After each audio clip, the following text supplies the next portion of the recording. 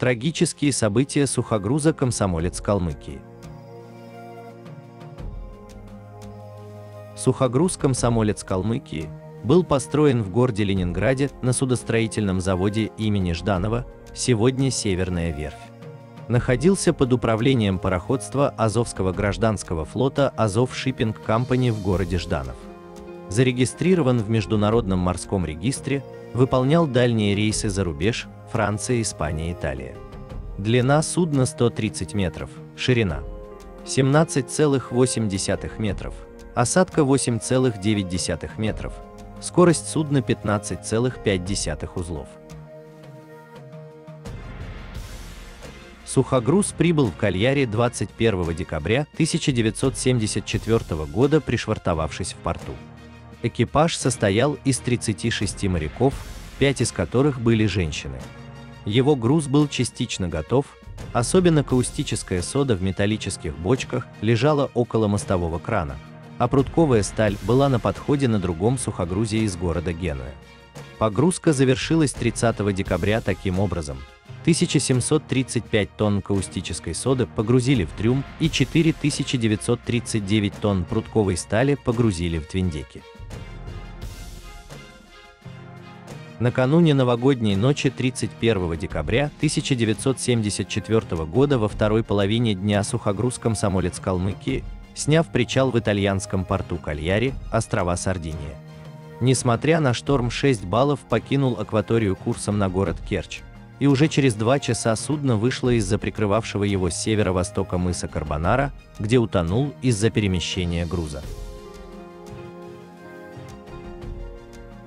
В 14 часов 45 минут судно, лежащее на правом борту с креном 12 градусов, подало сигнал бедствия СОС. Половина спасательных средств оказались полузатопленными, с трудом экипаж сумел сбросить на воду одну шлюпку.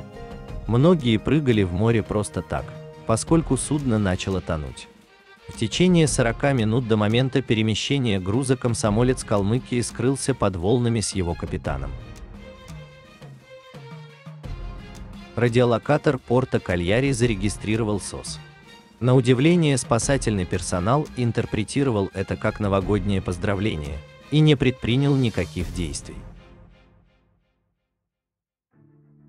Около 18 часов, когда стемнело, 9 морякам на полуразбитой шлюпке удалось добраться до скалистого берега мыса Карбонара.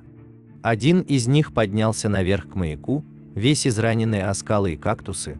Он был встречен вооруженными автоматами людьми. Кое-как объяснившись со смотрителем и охраной, последние наконец поняли, что произошло, и направили телефонограмму в Кальяри. Благодаря силе и мужеству этого моряка из Кальяри вышла спасательная экспедиция. Страдания оказавшихся в холодной воде моряков растянулись еще на 2,5 часа до прибытия на место буксира «Вигоре». В госпитале, куда доставили и живых, и мертвых, дали заключение, что несколько человек погибли уже на спасательном буксире от асфиксии. В результате крушения погибли 9 членов экипажа, из них 1 женщина. Советский теплоход «Ромны», первым из азовских судов, пришедший к месту трагедии, присоединился к итальянской поисковой операции, чтобы уточнить координаты утонувшего судна «Комсомольца Калмыкии». Поиск продолжался в 9 милях от мыса Карбонара, между островками Серпентара и Кавали, но судно не обнаружили. В 2008 году профессиональный дайвер Стефано Мазало из города Куарту-Сантилена обнаружил утонувшее судно «Комсомолец Калмыкии», лежащее на правом борту на глубине 118 метров, недалеко от берега мыса Карбонара, где сегодня находится морской заповедник. В первое время ответственность за крушение была возложена полностью на капитана Николая Ивановича Сычева и его экипаж за выход в море в нетрезвом состоянии.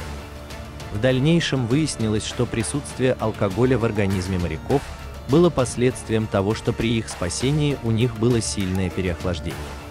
При подъеме на борт буксира «Вигоре» им давали по несколько глотков виски. По заявлению пострадавших моряков выяснилось, что слишком быстро велась погрузка в последние сутки, очень мало времени было, чтобы проверить надежность крепления груза. Особенно прутковой стали, поскольку как из пароходства, так и из самой Москвы были получены радиограммы об обязательном выходе в море 31 декабря. В результате судно вышло из порта с креном 6 градусов.